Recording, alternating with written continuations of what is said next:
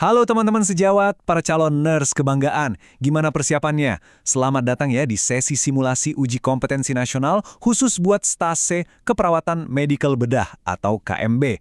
Saya tahu banget nih, kalian pasti lagi kerja keras kan buat persiapan ujian yang super penting ini. Makanya kita nggak usah basa-basi, langsung aja kita gas. Sesi kali ini emang sengaja dirancang buat menguji seberapa tajam analisa klinis kalian, melatih manajemen waktu, dan pastinya mastiin kalian benar-benar siap tempur ngadepin soal-soal di medan ujian nanti. Tapi pertanyaannya sekarang, siap nggak nih ngadepin 10 soal KMB yang bisa dibilang paling menantang? Ujian kompetensi itu kan pada dasarnya tentang gimana kita ngambil keputusan klinis yang cepat, akurat, dan pastinya bisa dipertanggungjawabkan di bawah tekanan ya kan? Nah, kita bakal masuk ke mode ujian yang sesungguhnya sekarang juga. Jangan cuma ditonton ya, mari kita benar-benar uji kemampuan kalian hari ini. Eits, sebelum kita mulai bedah kasusnya, perhatiin dulu nih aturan main simulasi kita. Kita punya tepat 10 soal kasus yang udah diadaptasi langsung dari blueprint UKOM. Formatnya tentu aja vignette standar nasional. Ingat anatomi soalnya ya, ada satu kasus klinis, satu pertanyaan utama, dan 5 pilihan jawaban. Kalian harus pilih satu yang paling tepat. Terus, karena ini simulasi, waktu kalian buat jawab juga terbatas banget layaknya ujian asli. Jadi yuk buruan siapin kertas sama pulpen kalian sekarang, tulis jawaban kalian karena kunci jawabannya nggak bakal saya kasih di tengah-tengah. Kita bakal buka semuanya bareng-bareng di akhir sesi, oke? Fokus, tarik nafas panjang, dan mari kita mulai. Oke, soal pertama, dengerin baik-baik ya. Ada seorang laki-laki umurnya 54 tahun, dirawat di ruang penyakit dalam dengan PPOK. Hasil pengkajiannya nih, pasien ngeluh sesak dan kelelahan, batuknya berdahak, terus ada suara ronci di bagian medial dan basal paru kanan, dan pasien ini kelihatan sulit banget ngeluarin dahak. Tekanan darahnya 130/80, nadi 90 kali per menit, napasnya cepat nih 30 kali per menit, suhu 37,5 derajat Celcius, dan saturasi oksigen 97%. Oh ya, saat ini pasien udah dapat terapi oksigen 3 liter per menit ya. Pertanyaannya, apakah intervensi keperawatan utama pada kasus tersebut? A. Beri oksigen dengan masker 6 liter per menit. B. Kolaborasi pemberian bronkodilator. C. Lakukan fisioterapi dada. D. Posisikan semifowler. Atau E. Ajarkan batuk efektif. Ayo, tentukan jawaban kalian dari sekarang. Waktu terus jalan nih, mari kita pindah ke soal kedua. Kasusnya, seorang laki-laki 65 tahun dirawat di ruang neurologi. Keluhannya, dia ngalamin kelemahan di sisi kiri tubuh sejak semalam. Pas dikaji, wajahnya asimetris, bicaranya pelo, dan, nah ini data pentingnya, saat dikasih minum dia tersedak. Terus lidahnya kelihatan mencong ke kanan. Hasil CT scan nunjukin adanya infak parietal dextra. Menurut kalian, apakah masalah keperawatan yang paling tepat buat kasus ini? A. Resiko perfusi jaringan serebral tidak efektif. B. Gangguan komunikasi verbal. C. Gangguan mobilitas fisik. D. Resiko aspirasi. Atau E. Defisit nutrisi. Ingat data fokusnya tadi ya, dan catat jawaban kalian. Lanjut ke soal nomor 3. Sekarang kita beralih ke sistem endokrin. Ada pasien laki-laki, 52 tahun, dirawat di penyakit dalam dengan diagnosa medis DM. Dari hasil pengkajian, didapatin pasien ini gampang lelah, aktivitasnya dibantu orang lain, sering banget ngerasa haus, berat badannya turun, kulitnya kering, tekanan darah 120/80, nadi 80 kali per menit, dan tolong perhatiin ini ya, hasil lab gula darah sewaktunya tembus 578. Pertanyaannya, apakah masalah keperawatan utama pada kasus tersebut? A. Defisit nutrisi. B. Intoleransi aktivitas. C. Gangguan integritas kulit. D. Ketidakstabilan kadar glukosa darah. Atau E. Penurunan volume cairan. Coba analisa datanya pelan-pelan dan pilih mana prioritas masalah yang paling mendesak. Nah, sekarang kita masuk ke kasus ortopedi buat soal keempat. Seorang laki-laki berusia 18 tahun dirawat di ruang bedah dengan fraktur tibia sepertiga proksimal tertutup. Kejadiannya baru 12 jam yang lalu. Perawatnya lagi ngelakuin pengkajian neurovaskuler nih, buat ngidentifikasi ada nggaknya komplikasi sindrom kompartemen.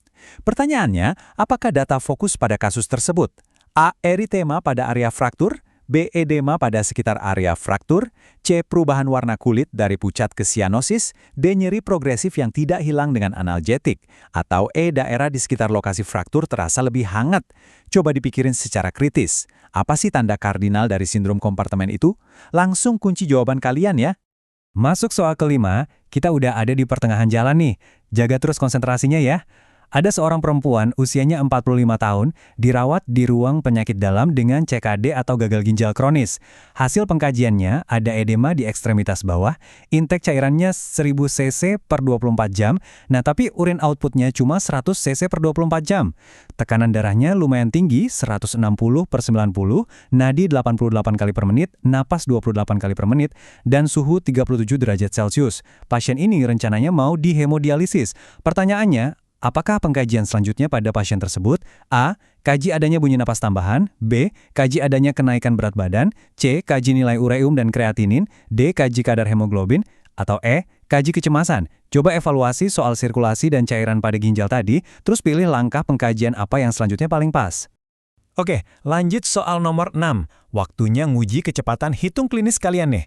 Seorang perempuan berusia 34 tahun dirawat di ruang bedah karena luka bakar derajat 2. Pasiennya ngeluh nyeri, lemas, dan haus. Pas dikaji, letak luka bakarnya itu ada di daerah dada, kemudian seluruh tangan kanan, dan seluruh paha kanan. Nah, berapakah persentase luas luka bakar pada kasus tersebut? A. 44%, B. 42%, C. 34%, D. 32%, atau E. 27%. Ayo, coba aplikasikan rumus Rule of Nines di kepala kalian secepat mungkin, terus simpan jawabannya. Fokus lagi yuk, masuk soal nomor 7. Seorang perempuan umur 22 tahun dirawat di ruang bedah, ini pasca operasi apendektomi hari kedua ya. Pasien ngeluh nyeri pada luka bekas operasi, skala nyerinya 6, wajahnya tampak menyeringai nahan sakit, dia juga ngeluh susah tidur, mual, dan nafsu makan berkurang. Tekanan darahnya 130 per 80, nadi 98 kali, napas 24 kali per menit, suhu 37,5 derajat Celcius, plus klien kelihatan lemah dan gelisah. Kira-kira apakah masalah keperawatan utama pada kasus tersebut? A. Nyeri akut, B. Resiko infeksi, C. Defisit nutrisi, D. Intoleransi aktivitas, atau E. Gangguan pola tidur? Coba temuin apa akar masalah dari semua rentetan keluhan pasien tadi. Tinggal 3 soal lagi nih, pertahanin tempo kalian. Ada laki-laki, 54 tahun, dirawat di ruang bedah dengan DFU atau Diabetic Foot Ulcer. Hasil pengkajian, lukanya ada di dorsalis pedis sinistra, terus dasar lukanya itu berwarna kuning dan hitam. Ukurannya lumayan, panjang 10 cm, lebar 5 cm, dan kedalamannya sampai kena tendon. Nah, perawat lagi ngelakuin perawatan luka, dan baru aja selesai nyuci serta ngeringin lukanya. Pertanyaannya, apa tindakan perawat selanjutnya pada kasus tersebut? A. Mengkaji luka. B. Menutup luka. C. Nekrotomi atau debridamen. D. Melepas sarung tangan kotor. Atau E. Memberikan modern dressing. Ingat-ingat lagi ya, prosedur apa sih yang wajib dilakuin kalau dasar lukanya udah dipenuhi jaringan nekrotik kayak gitu? Hampir selesai, ayo jaga fokusnya. Kita di soal nomor 9. Laki-laki 48 tahun dirawat di ruang penyakit bedah. Pasien ini ngalamin fraktur kruris sinistra dan udah dilakuin pembidaian. Tapi, hasil pengkajian saat ini kaki pasiennya kerasa kesemutan dan baal di bagian distal dari area yang dibida itu. Terus, apa tindakan keperawatan yang paling tepat buat kasus ini? A. Melonggarkan bidai. B. Mempersiapkan pembedahan. C. Menganjurkan meninggikan kaki kiri. D. Memposisikan kaki yang terbidai datar. Atau E. Melakukan pemeriksaan tanda-tanda vital. Coba analisis apa maknanya keluhan baal dan kesemutan itu, habis itu tentuin aksi keperawatan kalian. Nah, ini dia soal terakhir yang dievaluasi sebelum kita bongkar kunci jawabannya. Kasih jawaban terbaik kalian ya, soal 10. Seorang laki-laki, 28 tahun, kena luka bakar gara-gara ledakan bahan kimia, dan udah dirawat di rumah sakit sejak 7 hari yang lalu. Hasil pengkajian nemuin ada luka di wajah dan seluruh lengan kanan sampai ke jari-jari tangan kanan. Kondisi lukanya itu derajat 2A, tekanan darahnya 130 per 80, nadi 110 kali per menit, napas 22 kali, suhu 37,3 derajat Celcius. Klien kelihatan meringis kesakitan dengan skala nyeri 7. Pertanyaannya, apa masalah keperawatan prioritas pada kasus tersebut? A. Hipertermia, B. Nyeri akut, C. Nyeri kronik, D. Gangguan rasa nyaman, atau E. Gangguan integritas kulit. Kunci jawaban kalian sekarang juga. Oke, waktu habis. Boleh taruh pulpennya dan tarik napas lega dulu. Sekarang, mari kita lihat bareng-bareng hasilnya. Ini dia kunci jawaban buat ke-10 soal yang baru aja kalian kerjain. Yuk cocokin sama catatan kalian. Buat soal 1, jawabannya itu E. Ajarkan batuk efektif. Kenapa? Karena data fokusnya jelas. Pasien sulit ngeluarin dahak dan terdengar suara ronci. Soal 2, jawabannya D. Resiko aspirasi. Ini kelihatan banget karena ada keluhan pasien tersedak pas dikasih minum. Terus soal 3 adalah D. Ketidakstabilan kadar glukosa darah. Ya bayangin aja, gula darah sewaktunya melonjak sampai 578. Lanjut soal 4, jawabannya D. Nyeri progresif yang tidak hilang dengan analgetik. Ini tuh tanda khas banget dari compartment syndrome. Soal 5, jawabannya B. Kaji adanya kenaikan berat badan. Ini penting banget buat mantau retensi cairan secara akurat pada pasien dengan ginjal kronis. Soal 6, jawabannya E. 27%. Dari perhitungan rule of nines ya, dada itu 9%, tangan kanan 9%, dan paha kanan 9%. Masuk soal 7, jawabannya A. Nyeri akut pasca operasi. Karena skala nyerinya masih 6, wajah meringis, dan keluhan ini udah ganggu aktivitas dasar kayak tidur dan makan. Soal 8 adalah C. Debridement.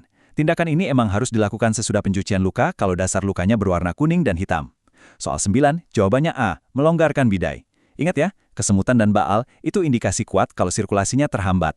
Dan terakhir, soal 10, jawabannya B. Nyeri akut. Meskipun lukanya udah 7 hari, pasien secara eksplisit mengeluh nyeri dengan skala 7 dan kelihatan meringis. Gimana hasilnya teman-teman? Kalau kalian berhasil jawab sebagian besar yang benar, wah luar biasa, kalian udah di jalur yang benar banget buat lulus. Tapi kalau masih ada yang salah, gak apa-apa, jadikan itu area fokus buat kalian belajar lebih dalam lagi. Tapi tunggu dulu. Sebagai ujian pamungkas hari ini, saya punya satu soal bonus nih, buat benar-benar menguji kesiapan klinis kalian secara total. Perhatiin kasus ini ya. Ada seorang laki-laki umur 58 tahun dengan efusi pleura. Dia mengeluh sesak napas, ada batuk produktif, terdengar ronci pas dia auskultasi, dan pasien ini kelihatan pakai otot bantu napas. Nah, pertanyaannya, apakah prioritas masalah keperawatan pada pasien tersebut? Buat yang ini, saya sengaja nggak bakal ngasih pilihan ganda, dan pastinya saya nggak akan kasih jawabannya di sini. Saya mau nantang kalian buat ngebuktiin kemampuan kalian. Ayo, tuliskan diagnosis utama menurut kalian, plus apa rasional klinisnya, langsung di kolom komentar ya. Kita diskusi di sana, dan mari kita lihat seberapa tajam analisa dari teman-teman nurse kita ini. Teruslah berlatih, pertajam terus insting klinis kalian, dan sampai jumpa di sesi simulasi kita berikutnya. Salam kompeten!